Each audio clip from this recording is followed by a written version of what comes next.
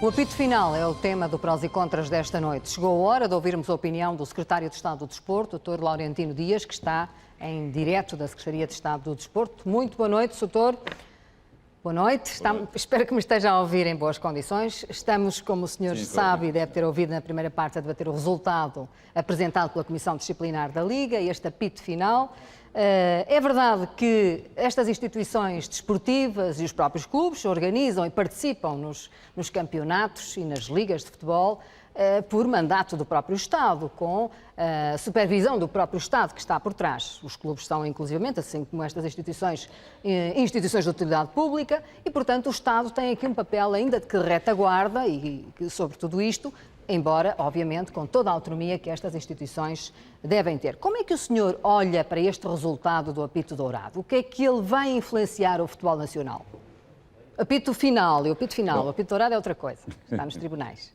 Fátima, antes de mais, queria cumprimentá-la, a si, cumprimentar os seus convidados e os espectadores, dizer-lhes que tenho gosto em participar nesta conversa e explicar de forma muito fácil aquilo que é, na minha opinião, o papel do Governo e do Estado em matérias desta natureza. Já o disse publicamente, o Estado não deve, não pode, nem quer intervir ou comentar decisões próprias dos órgãos de disciplina e de justiça das federações desportivas. É verdade que as federações existem por virtude de poderes públicos que lhes são transferidos pelo Estado, transferidos pelo Governo, por via da Autoridade Pública Desportiva das federações, e com isto quero dizer federações e ligas profissionais quando elas existem, como é o caso do futebol, mas é também verdade que esses poderes públicos são transferidos para que sejam exercidos. No caso exercidos em matéria de disciplina, nos Conselhos de Disciplina e nos Conselhos de Justiça. Chama-se a isto respeitar a autonomia do movimento associativo, de respeitar a autonomia das federações. Há uma matéria apenas no funcionamento desportivo e no funcionamento das federações sobre a qual o Estado tem que intervir e não pode negar-se a fazê-lo e tem a obrigação de o fazer, que é a matéria relativa ao doping, porque é uma matéria de responsabilidade direta do Estado em termos de organização, em termos de funcionamento e de responsabilidade. As outras matérias são confiadas aos organismos desportivos, confiadas ao Conselho de Disciplina, confiadas ao Conselho de Justiça, para que administrem de acordo com os regulamentos. Regulamentos que têm simplesmente que estar em conformidade com aquilo que é a legislação. E por isso, em relação àquilo que foram as decisões tomadas nestes últimos dias pelo Conselho Disciplinar da Liga, e em relação às medidas e penas aplicadas a agentes desportivos, dirigentes, árbitros e a entidades, clubes ou sociedades anónimas desportivas, confesso que não desejo, não quero, nem nunca emitirei qualquer comentário. Então, o Sr. Secretário de Estado, se me dá licença, eu vou colocar a pergunta de uma outra maneira. Está em marcha uma alteração do regime jurídico das federações. Esta decisão do apito final, ou este processo que chega ao fim nas instâncias disciplinares desportivas, de certa forma vem apoiar este novo regime jurídico das federações, no sentido de moralizar e trazer maior rigor ao futebol. É assim que o senhor lê? O futebol português está no bom caminho com este tipo de acontecimentos? Muito bem. Deixe-me tentar explicar de forma que seja perfeitamente clara. Tal como eu referi e reafirmo, nós não podemos, não devemos, nem queremos intervir nas decisões concretas do Conselho de Disciplina da Liga ou amanhã do Conselho de Justiça da Federação. Não é menos verdade que temos a obrigação de acompanhar de forma ativa, de forma interessada, de forma interveniente, aquilo que se passa no futebol, como nas outras modalidades. E acompanhar matérias desta natureza significa procurar, ao longo do curso de processos, ao longo do curso de conflitualidade que esteve pendente durante todos estes anos a propósito destes processos, procurar encontrar as causas que determinaram este tipo de situações.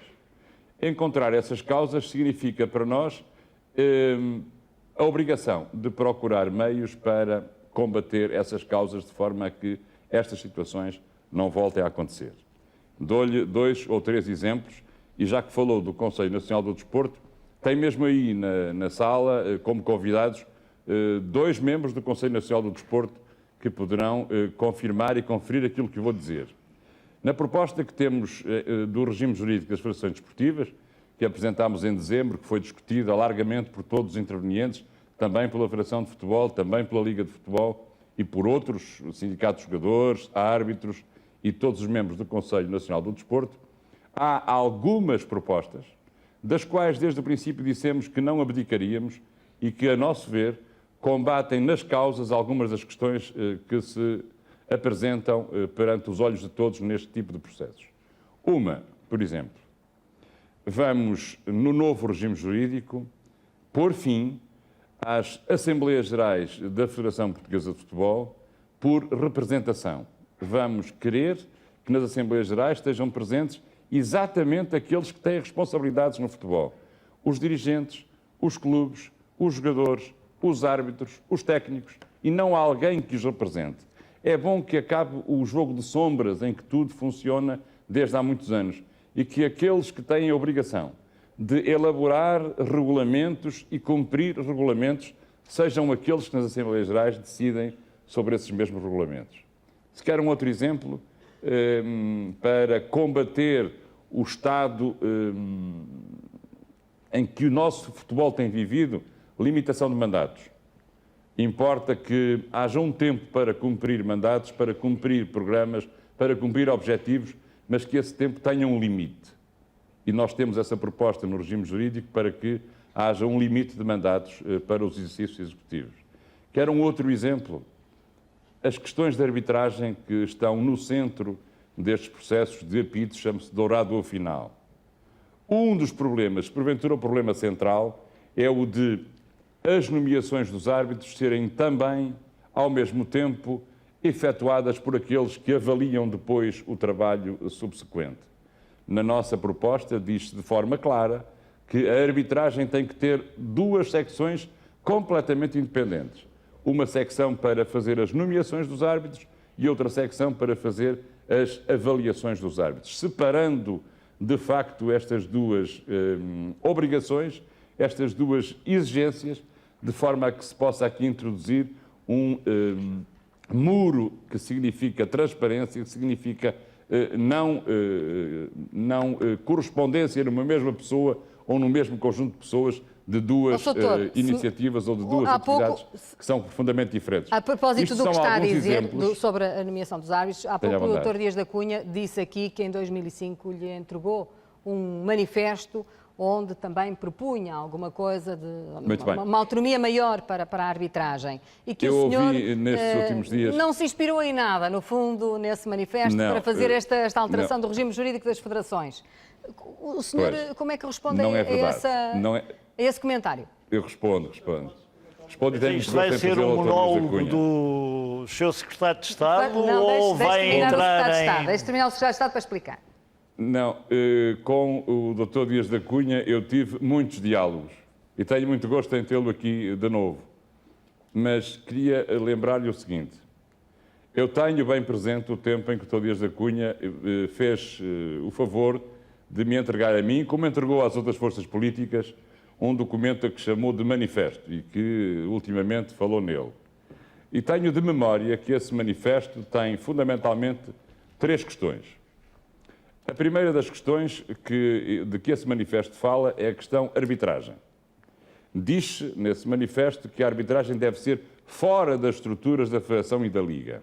Bom, Sr. Dr. Dias da Cunha, eu não creio que isso seja possível em parte nenhuma, ou seja, creio que a arbitragem, o setor da arbitragem, tem que estar enquadrado no edifício federativo, sob pena de não existir nem poder ser oficialmente designado como tal.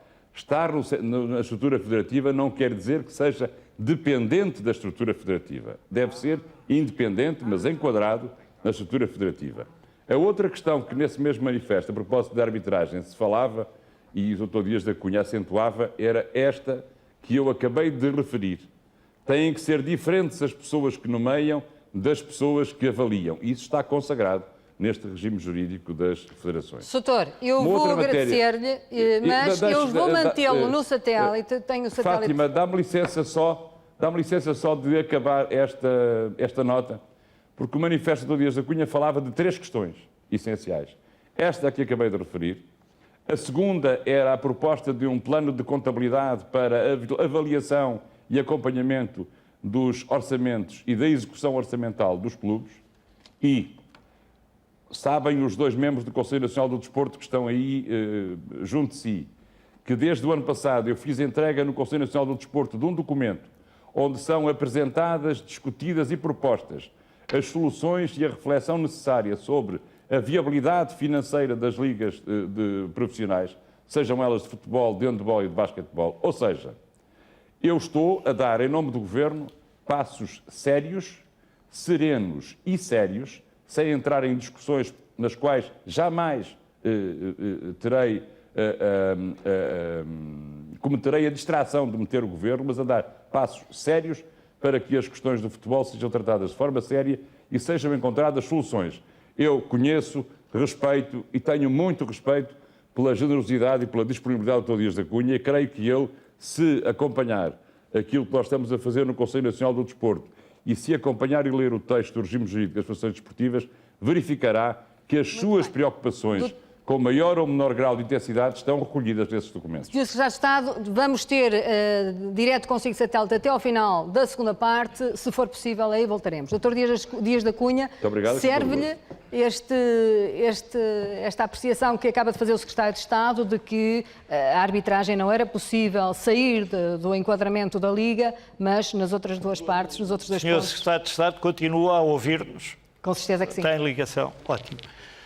Sr. Secretário de Estado, a primeira coisa que tenho que lhe dizer é que estou em completo desacordo com as suas palavras iniciais. Justifica o afastamento que tem mantido em relação aos verdadeiros problemas do futebol atrás dessa atitude, transferiu poderes, transferiu para a Federação, transferiu para a Liga e são essas entidades que têm que resolver. Não é assim. Não é assim. Se, e este meu se tem que ser bem interpretado, se um destes órgãos é tomado por uma máfia e o sistema foi uma máfia, é evidente que o Estado, se não pode pôr, e o Estado é um grande nome, é o Governo, porque o Estado é uma entidade abstrata. Quem tem poder para intervir é o Governo. E o Governo foi alertado. Estes problemas estavam-se a passar... E o que é que acha que o Governo podia fazer? Interromper os campeonatos? O Governo teve medo de se meter com o futebol. O Sr. Secretário de Estado, eu e ele tivemos conversas muito agradáveis quando ele era simples deputado. Parecia que concordávamos nestas coisas todas. Mas uma coisa é estarmos a conversar calmamente, sem responsabilidades, e a outra coisa é ter poder e poder Dias da Cunha, intervir. Mas vai concretizar. O que é que o Governo pode fazer? Retirar o poder, a autonomia à Liga ou à Federação? O Governo tinha tido que interferir a partir do momento em que ficou claro que as coisas estavam a passar de forma a aviltar a verdade. Em que momento é que esse momento aconteceu, Dias da Cunha?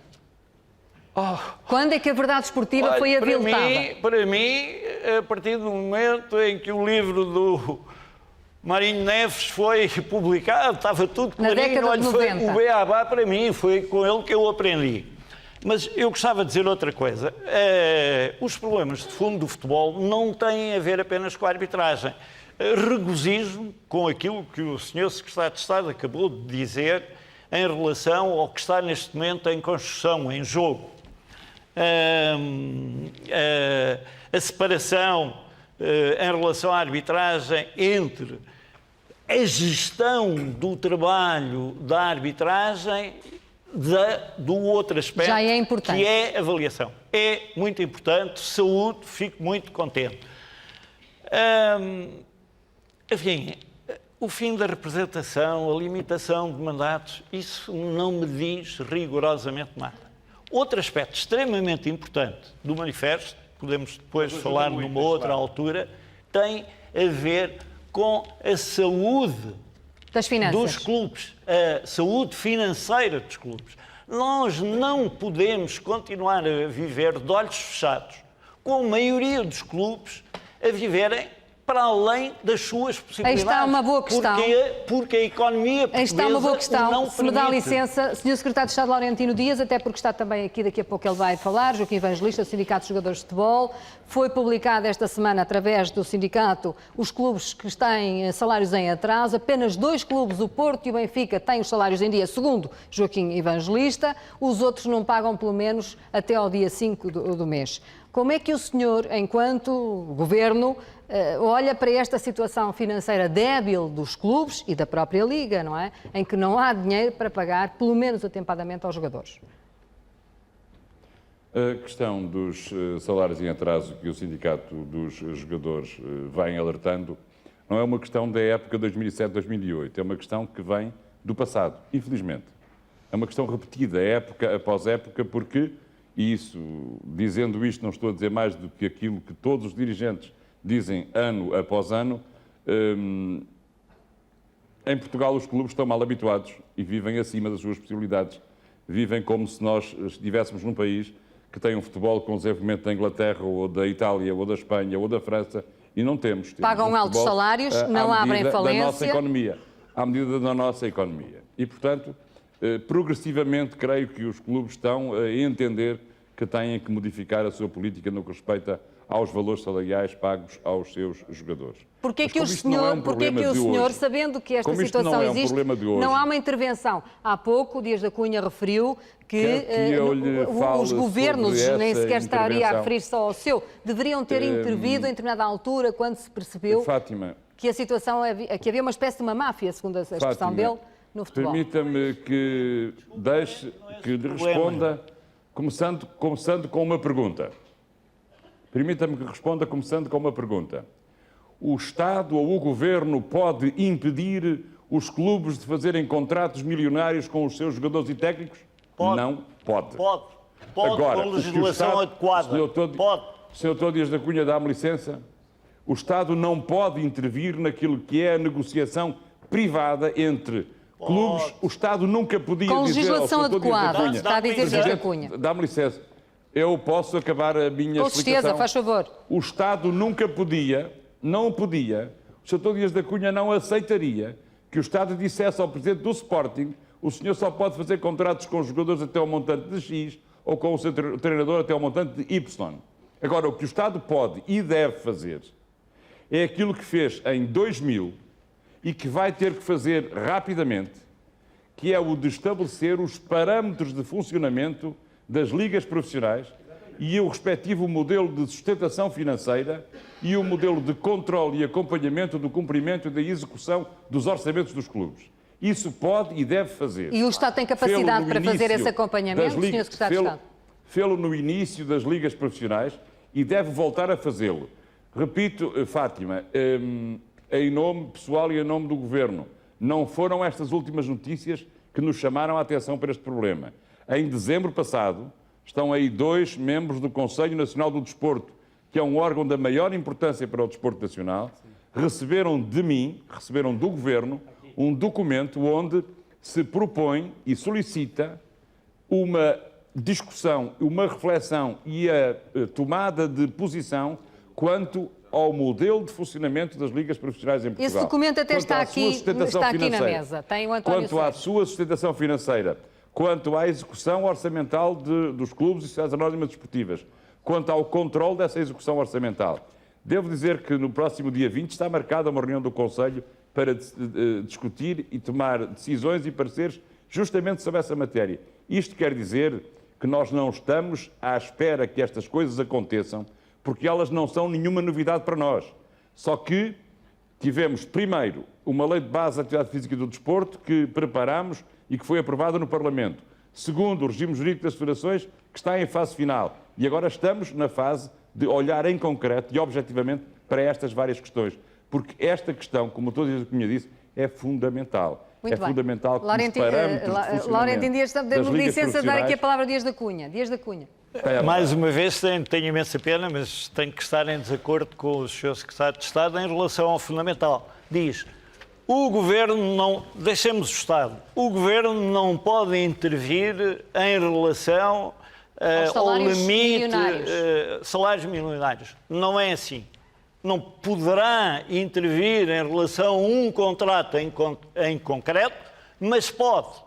E era aquilo que era sugerido no manifesto, é que, em primeiro lugar, se fizesse um POC, plano de contabilidade, específico para o futebol, contemplando as realidades do futebol, que são diferentes dos outros negócios, e, a partir daí, e entregasse, porque isto é fundamental, a fiscalização do cumprimento desse POC específico do futebol a uma única entidade, à mesma entidade.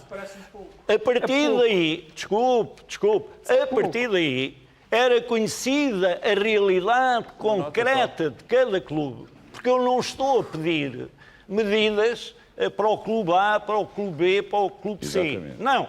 Conhecida a realidade concreta, era perfeitamente perceptível que os clubes estavam a viver acima das suas possibilidades. E estando a viver acima das suas possibilidades e mostrando essa contabilidade igualzinha para todos, qual é a realidade de cada um em relação às receitas, era perfeitamente possível dizer assim, não podem gastar mais do que 75%, 80% com a totalidade dos custos do futebol. E com isto limitava-se. E sabe a enorme vantagem disto? Temos que disciplinar... Em vez de termos um número infindável de jogadores estrangeiros em Portugal, teríamos os clubes virados para a formação e teríamos juventude portuguesa a ser paga de acordo com aquilo que os clubes podem pagar. Como acontece no Sporting. Laurentino Dias, e vamos terminar Deixe-me só uma nota. O Sr. Dias da Cunha está com dificuldades em dizer que concorda comigo, embora tudo o que diz não está em desacordo com aquilo que eu acabei de afirmar.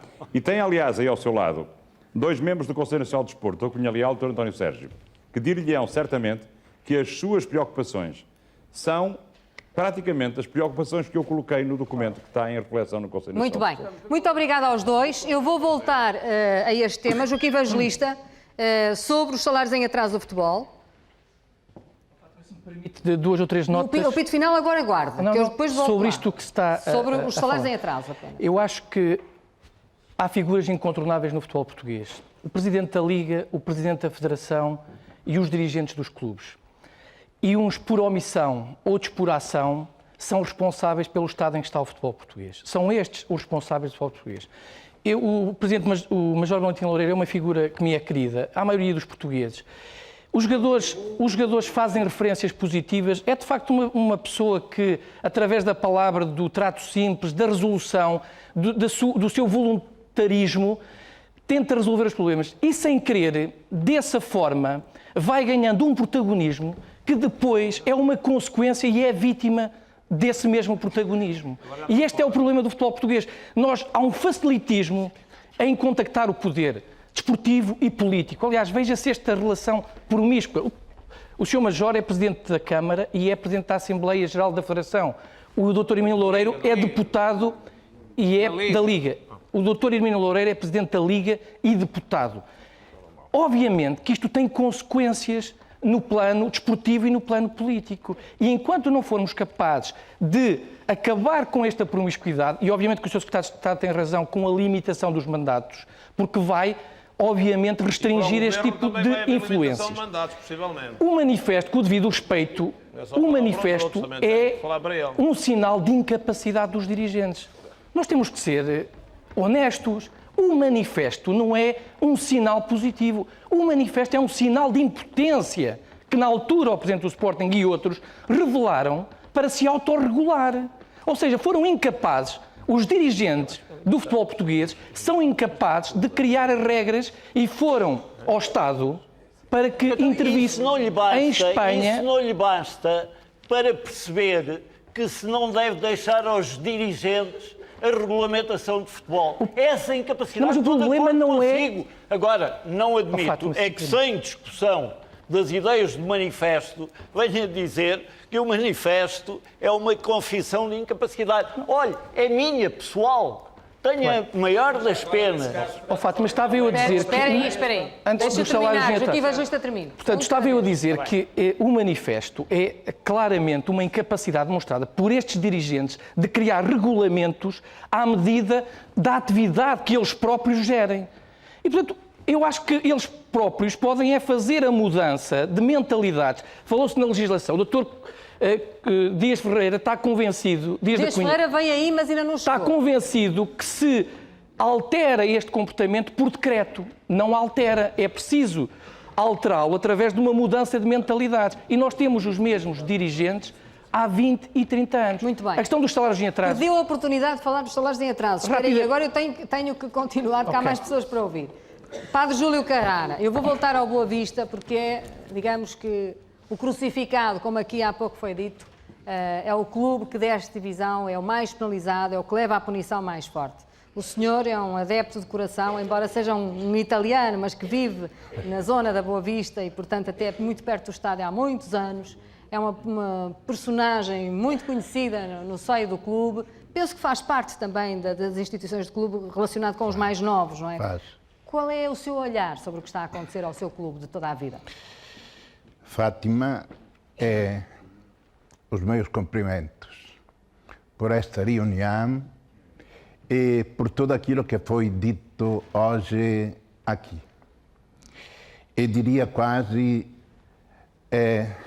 interpretando a vontade do secretário de Estado, Laurentino Dias, que seria bom virar a página e o apito dourado acabar esta noite ou amanhã com a absolvição do Boa Vista.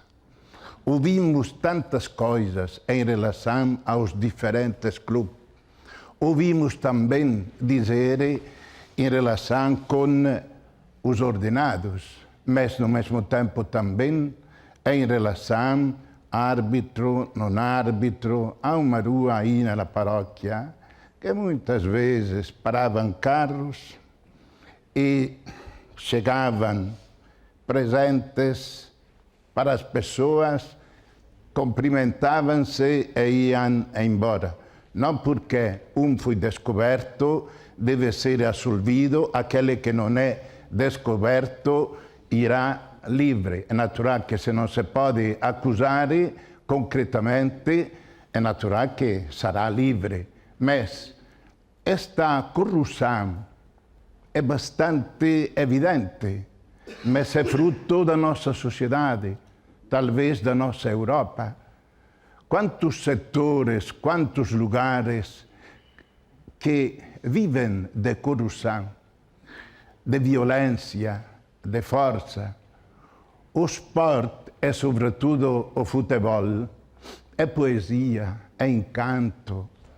Nos relevados verdes, todos estes jovens que jogam no Boa Vista, há muitas camadas pequenas. Ontem nós tivemos as primeiras comunhões, desculpem, talvez não todos sabem que são as primeiras comunhões, e sábado e domingo, 150 miúdos do terceiro ano. E um filho de um responsável de um clube grande aqui de Portugal, dizia-me: padre, se o Boa Vista vai descer de divisão, eu nunca mais entro no estádio. Talvez será maneira para ele, coitadinho, de passar há, o domingo portanto, um com os sentimento pais. muito profundo neste momento no seio dos adeptos do Boa Vista. São desorientados. De tristeza, desorientados. De tristeza, de desorientação e também de incapacidade de descobrir verdadeiramente a verdade, e apanha-se, muitos pensam assim, o Boa Vista, cuidado dele, com 90 quase milhões de dívidas, é isso o castigo sobre ele. Portanto, mas não no tristes, gosto... estão tristes. Sim. Muito bem. Deixe-me ouvir um outro adepto, o professor Miguel Beleza, que está aqui. é um adepto do Futebol Clube do Porto. Eu sou muito parcial, porque trabalho É muito parcial, mas veio aqui nessa qualidade de ser Trabalho portista. para o Dragão de Ouro há mais de 50 anos. Trabalha para o Dragão de O Ouro. senhor Secretário de Estado tem toda a razão. Era o que faltava ao Estado meter-se mais do que já se mete. A ASAI proibiu os pauzinhos de canela e agora ia interferir nos salários. Estudem microeconomia. Chama-se The Economics of Superstars e justifica os salários. E eu estou com pressa, porque a senhora Dona Tareja, pai do senhor Dom Afonso Henriques, pediu-me que processasse o filho por violência doméstica nos Estados Unidos.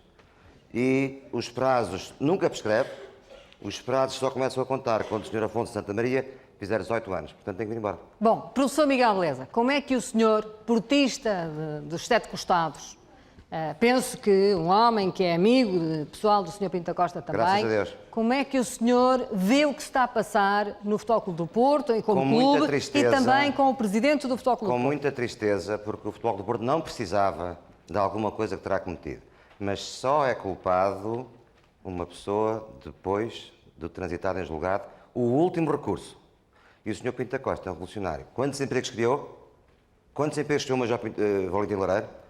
Eu tenho a maior admiração pelo Major Valentim Loureiro.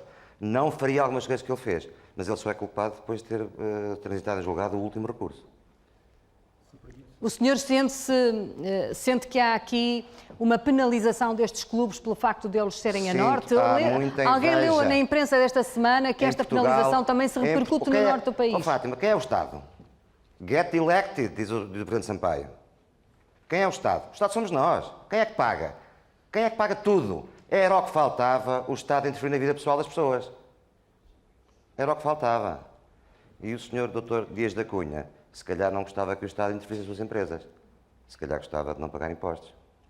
Bem, mas como sabe, estas instituições e mesmo os próprios E o clubes sistema é um organizam perfeito a Liga disparate. e organizam os campeonatos sob mandato do próprio Estado. Exatamente. São instituições de utilidade E o pública. Estado tem que criar regras e tem que zelar pelo cumprimento dos contratos e pelas regras. Não pode haver corrupção de maneira nenhuma. Mas o resto é com os clubes. O Dá-me resto é com os licença, clubes. doutora. Dá-me Tenho licença. que dar a palavra ao Dias da Cunha, uma vez que... Já que o doutor Miguel Beleza, o professor Miguel Beleza, resolveu Dirigiste a si. dirigir-se a mim diretamente, há de desculpar que eu lhe responda. Tenho o maior O respeito o liberalismo que acaba de manifestar está perfeito. por si. O senhor Não sabe me o que é o diga liberalismo? que em termos ideológicos Sabe o o que que é o acaba de liberalismo? dizer não é... Eu ouvi-o, agora faça-me o favor de me ouvir. O liberalismo que acaba de manifestar em si não me surpreende. Está de acordo com aquilo que eu lhe conheço, com aquilo que sempre lhe ouvi dizer. Quanto menos Estado, melhor.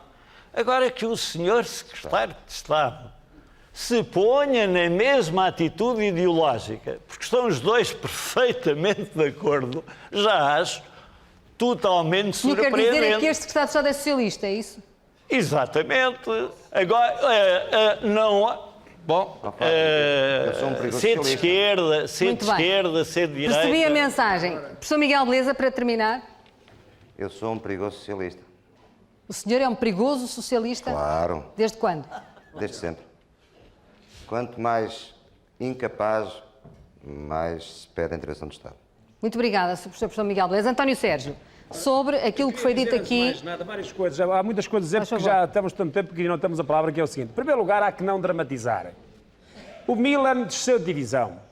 A Juventus desceu de divisão. O Milan, na época seguinte, foi campeão europeu. Não é nenhum drama o Boa Vista descer, ou o Porto subir, ou o Guimarães ficar para a esquerda ou para a direita. Não é nenhum drama. Acho que fazemos todos disto um grande drama. Com justiça. Não é nenhum drama se um arte for punido, porque se o merece, deve ser punido. O que nós contestamos é a desigualdade de tratamento e os árbitros, e os jogadores, e os treinadores terem uma inferioridade em termos de qualidade dentro das estruturas federativas e da Liga. Nós não podemos continuar a aceitar isso. Ainda agora o Parlamento Europeu, no dia 8 de maio, aprovou uma resolução sobre o livro branco e uma das partes é no sentido de cada vez mais os agentes esportivos ativos, árbitros, treinadores e jogadores, terem maior peso nas decisões federativas e ligueiras, das ligas. E é isso que é o caminho. Mas também é verdade uma coisa, o Sr. Secretário de Estado pode intervir em muita coisa. Mas, nas outras federações a nível europeu, há uma grande autorregulação. Nós é que andamos sempre atrás do Estado soberano que nos resolve todos os problemas magicamente. Portanto, o senhor discorda do Dr. Dias da Cunha também? Não, é só para dizer que há muito espaço, depois de aprovado o regime jurídico das federações desportivas, para a Federação e a Liga se entenderem. O que se passa é que o novo sistema, e ainda bem, permite que o sistema que estava fechado se abra para que as pessoas façam o quê? Conversem, dialoguem, arranjem estruturas de diálogo, coisa que até agora não aconteceu. Por exemplo, uma coisa muito simples. O Benfica, o Sporting e o Porto gerem os direitos televisivos dos seus campeonatos, dos seus jogos. Isto é bom? Não. É péssimo. É horrível. A Liga deve centralizar os direitos televisivos dos campeonatos para que toda a gente beneficie com fórmulas harmónicas. Muito bem, mas agora não vamos entrar por aí, porque essa é outra discussão, se misturamos isto tudo. Mas há um exemplo comparativo só para dizer que nós podemos autorregular-nos e se nós não nos autorregularmos, não resolvemos o problema. Muito bem, mas João Valentim Loureiro, António José diz que não é nenhum drama o Boa Vista descer a divisão. O senhor vê da mesma maneira? Eu, de facto, andei no futebol ativo durante muitos anos. Primeiramente como presidente de Boa Vista, como aliás vice-presidente, depois presidente, depois estive na Liga e naturalmente conheço mais ou menos o futebol.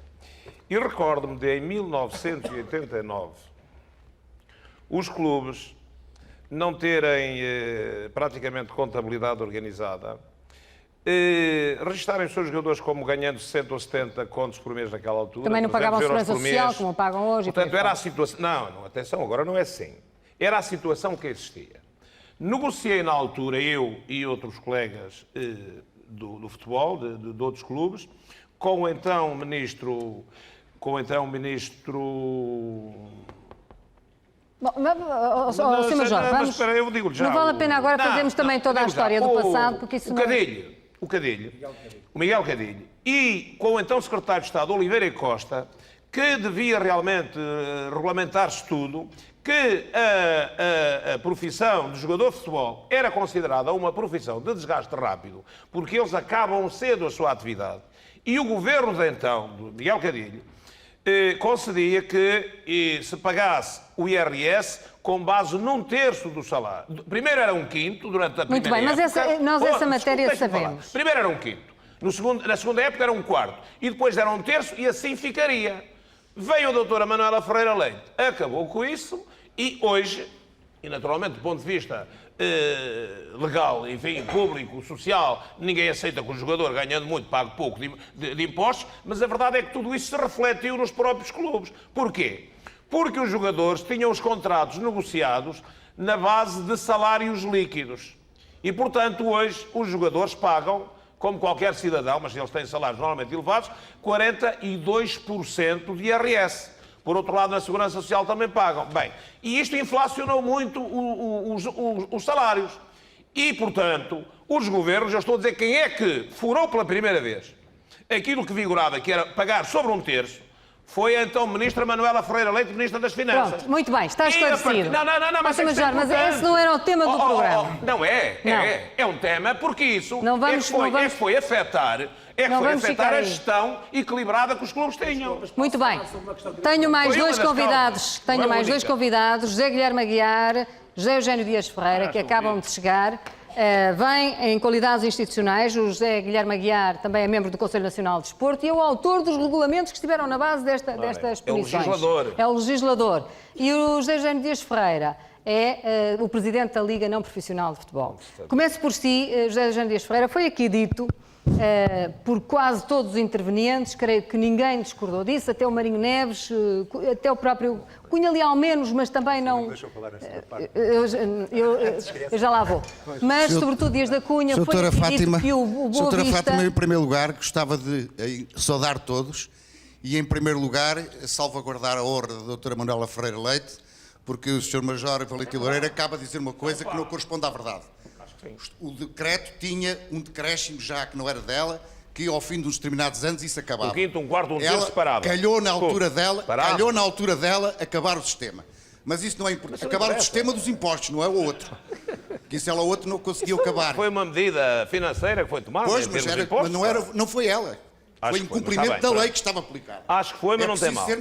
O Sr. Major Valente Loureiro sabe que eu também fiz parte desse grupo nessa altura. Exato, não, eu que nós disse que conseguimos, fomos lá todos, aliás, estávamos uma boa era em que os dirigentes se preocuparam realmente com os interesses dos clubes e conquistaram muitas coisas você para eles. também trabalhava E eu com o ainda há Sporting. pouco tempo, publicamente, tive a possibilidade de dizer que tinha saudades desse tempo.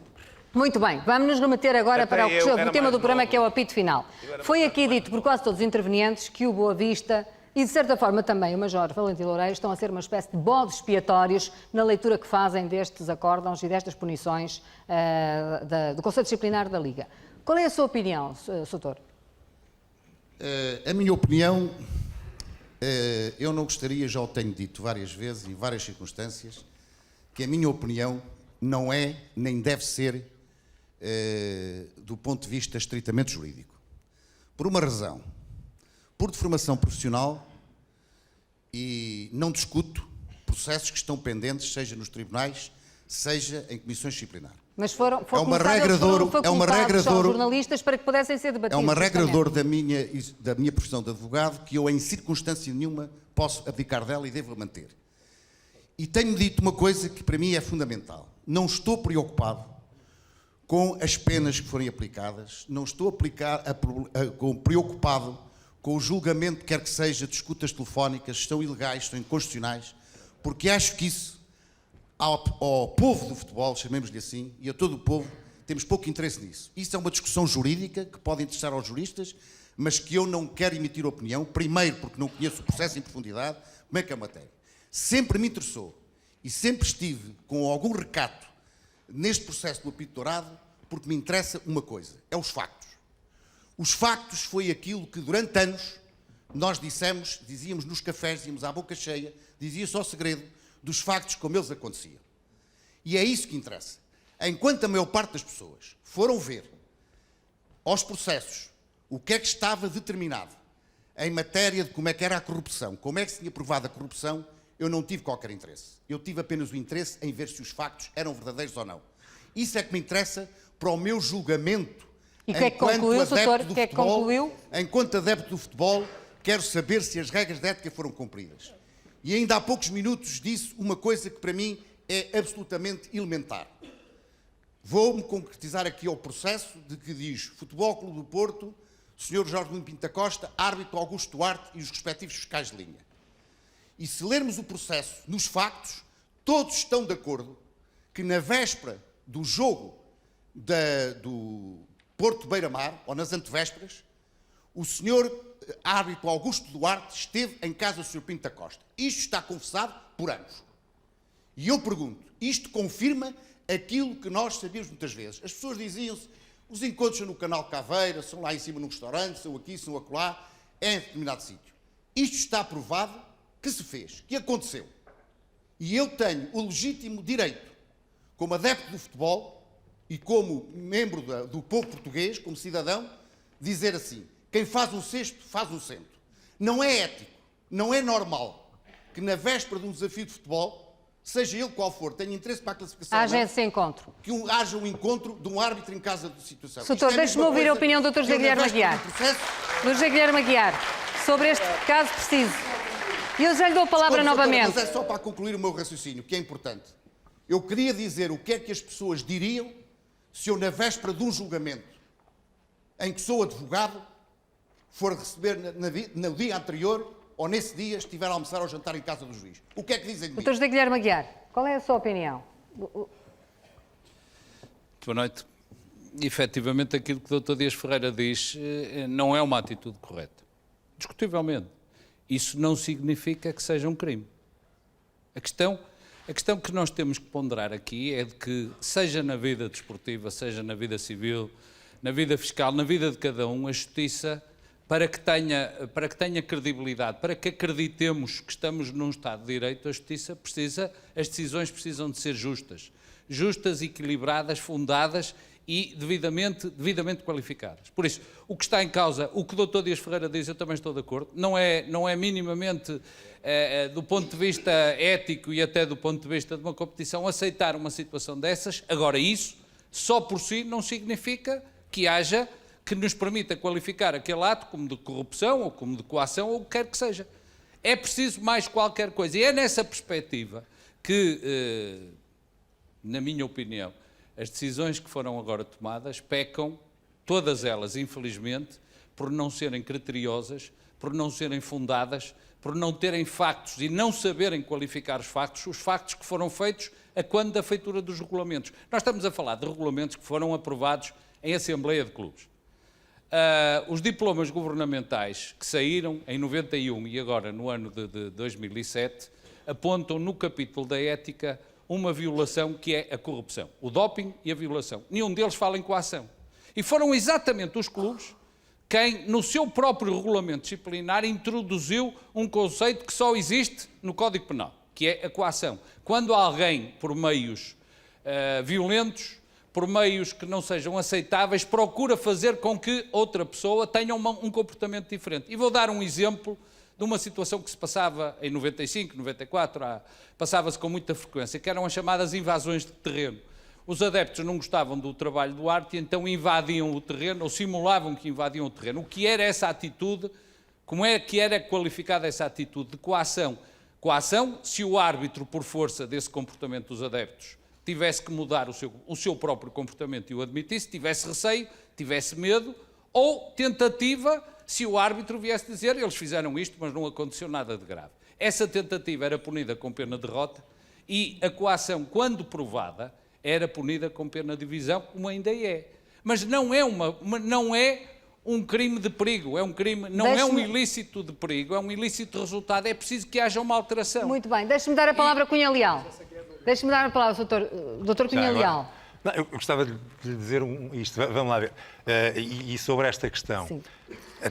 E queria confirmar que é verdade que, em termos da legislação, está-se a procurar avançar para metas que eu penso que são corretas, quer no sentido da fiscalização da execução orçamental, quer no sentido da separação da arbitragem. Agora, como diz o Dr. Dias da Cunha, o problema é este, há capacidade de autorregeneração, porque o problema é que... O senhor não está a fugir ao que disse o Não estou, não. Depois tenho pouco tempo para fechar o problema é que, vamos lá ver, no futebol impera a ética e a verdade esportiva. Não é preciso haver um crime para ser punido. A violação da ética merece a censura pública do povo do futebol.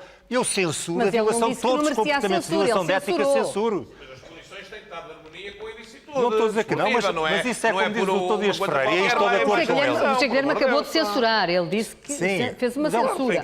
Aí, estou de acordo com o Dr. Dias Ferreira, quando diz, vamos lá ver, o que interessa ao povo do futebol, o que interessa ao cidadão é saber se aqueles comportamentos são comportamentos corretos, são comportamentos adequados. E se não o são, tem que dar lugar a outros, porque senão está bloqueado. Mas a questão é, isso é verdade, as leis podem ser o melhor que for, configura um crime. Se configura um crime passível de punição, que configura uma censura geral da sociedade, ficou aqui claro, dito por toda a gente. Creio que o José Guilherme também apoia. Sim, mas eu não estou a discutir os processos. Agora, daí a configurar um crime, e é o que está agora em cima da mesa, e uma punição, com respectiva punição. Não é um crime, é um crime desportivo. Agora, as punições aí que pode ter... As punições que pode ter, estou de acordo com o regulamento, há as comissões disciplinares, os tribunais para discutir, e eu não acho que não me vou fazer um processo televisivo de discussão. Espera aí, um de cada vez. Dos processos disciplinares e tal. Agora, relativamente aos factos, às condutas, ouça, pelo menos o povo de futebol não pode ser amorfo, não deve ser anestesiado, tem que rejeitar e rejeita. E se isto não mudar, ouça, podem-se fazer as melhores leis do mundo, mas se não mudam um pouco as moscas, se as moscas são as mesmas, não vai lá nenhum. Valentim Loureiro, deixa-me só concluir isto. Só concluir. Eu penso que aí o Dr. Dias da Cunha tem razão moral, pelo menos. É este sentimento muito que eu penso que ele traduz. Só mais uma frase, porque eu vou passar ao secretário de Estado Laurentino Dias. Isto é um crime, configura uma censura pública. O facto do Sr. Pinto Costa ser encontrado com um árbitro, e disso parece estar confirmado, e haver confirmação disso. Eu não conheço, efetivamente, as circunstâncias, mas é preciso conhecê-las. Como é que o senhor comenta isso? Não, também é normal. Naturalmente que há situações que são censuráveis. Se eu for à casa do amigo, na ausência dele, e estiver a falar com a mulher, toda a gente pode pensar o que quiser. Portanto, eu não devo ir lá. É evidente que um árbitro que vai à casa de um dirigente E o dirigente pode ter sido surpreendido por ele apareceu-lhe lá. É evidente que cria ali uma situação ambígua que não é agradável. Mas o que está aqui Mas em não causa... é a mesma está, coisa, doutora, o amigo que vai à casa do causa e que o doutor Guilherme Aguiar aqui defendeu é se esta situação da coação desportiva tem ou não tem de ter resultado, isto é, tem ou não tem de influenciar o árbitro no desempenho do seu trabalho. E foi isto, e é isto que está aqui em causa, no que respeita às situações em que o Boa Vista foi punido. E é isso que eu quero aqui, pugno por isso, e isso tem que ser decidido, porque não pode continuar assim. Muito bem. Senhor Secretário de Estado Laurentino Dias, temos o nosso satélite a terminar, a segunda parte também não está longe do fim, e eu queria dar-lhe a oportunidade de fechar esta sua intervenção, fazendo, digamos que, remetendo para algumas das afirmações que aqui foram ditas, sobretudo no que diz respeito à política desportiva. Faz favor. Eu queria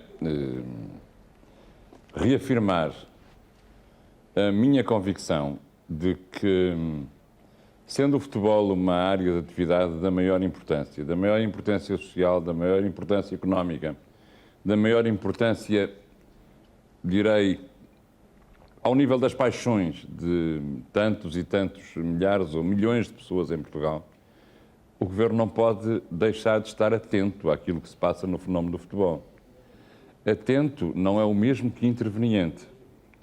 O Governo tem que intervir naquilo que é a defesa dos princípios essenciais da sociedade moderna em que vivemos, que não é uma sociedade que permita ou que sugira ao Estado ir de longa mão até dentro das federações e ligas, dizer como é que os clubes devem funcionar, como é que os atletas devem jogar, como é que os árbitros devem apitar. Não.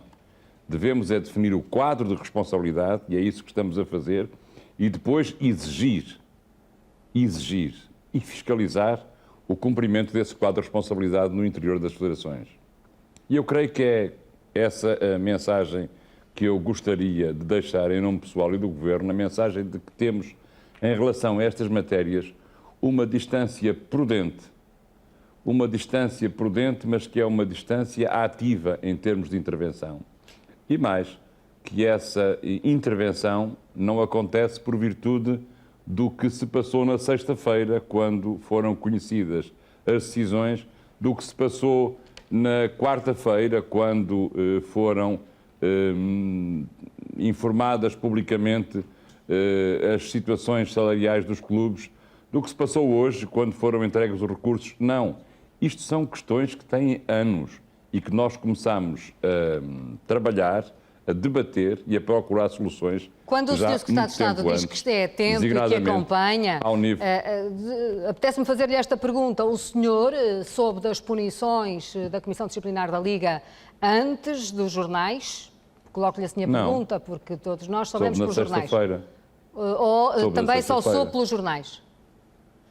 Soube na sexta-feira pela voz do Presidente do Conselho de Disciplina. Mas aí já toda a gente sabia porque tinha saído no Correio da Manhã. A informação que vi também nos jornais, mas é apenas informação e conhecimento. Portanto, esse acompanhamento não quer dizer que o senhor esteja informado do que vai acontecer previamente? Não, acompanhamento no sentido de percebermos, sobretudo, e é isso que me interessa para a função que hoje desempenho, sobretudo um acompanhamento daquilo que é a substância que esses processos tratam, para percebermos qual é a possibilidade de intervenção do Governo ao nível legislativo nas causas que acabaram por provocar as situações Mantém contactos de habituais e periódicos com estas instâncias, com as lideranças destas instâncias?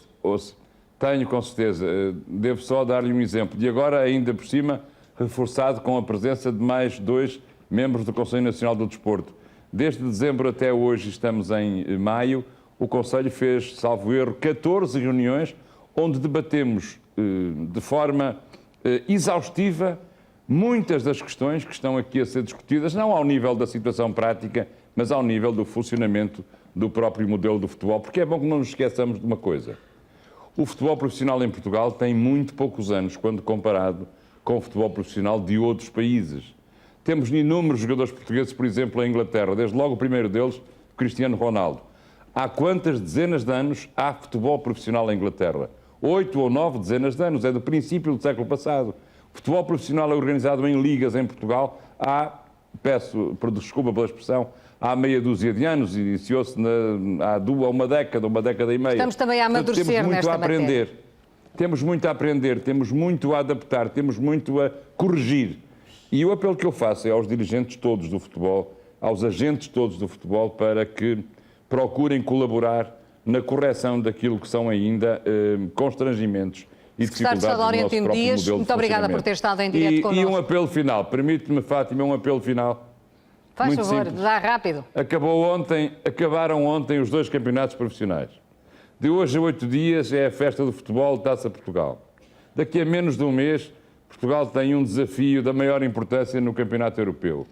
O apelo que eu faço é: discutam-se estas questões do futebol de secretaria nos locais próprios, e porque têm que ser discutidas, e eu aceito que está muito fresco e, portanto, seja objeto de discussão. Se já está Laurentino Dias, muito obrigada por ter estado connosco. Ganhar o país para o europeu do mês que vem. António Sérgio.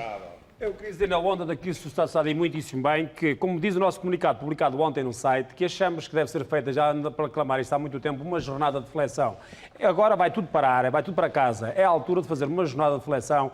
Todos os clubes, os presidentes de arbitragem, dos árbitros e dos jogadores, como deve ser, organizadamente, serenamente e dizendo as coisas olhos nos olhos uns aos outros. E uma das coisas que nós queremos dizer assim, os árbitros pretendem a autonomia da arbitragem aqui referida por Dr. Dias da Cunha. Mas nós sabemos que a FIFA e a UEFA não permitem isso. Mas também dentro dessa lógica, e tentando consciencializar as coisas, porque achamos que deve haver grande cooperação entre todos, achamos que aquilo que nós, os árbitros, querem, já que não temos o modelo italiano também na arbitragem, que é os árbitros a designarem tudo e a tratarem de tudo organizadamente dentro da própria federação, então queremos que haja, pelo menos, dentro dos conselhos de arbitragem, nomeadamente na Liga, a maioria de árbitros. E praticamente metade dos membros do Conselho eleitos pelos árbitros. Mas não queremos a maioria de todo o Conselho eleitos pelos árbitros, porque não queremos ser bloqueadores de nada. Queremos uma coisa estilo Conselho Superior da Magistratura, em que, em termos de função, a larga maioria são árbitros, mas não são todos eleitos pelos árbitros. Mas isto é um aspecto agora temos que disciplinar... Marinho Neves, temos que disciplinar as intervenções.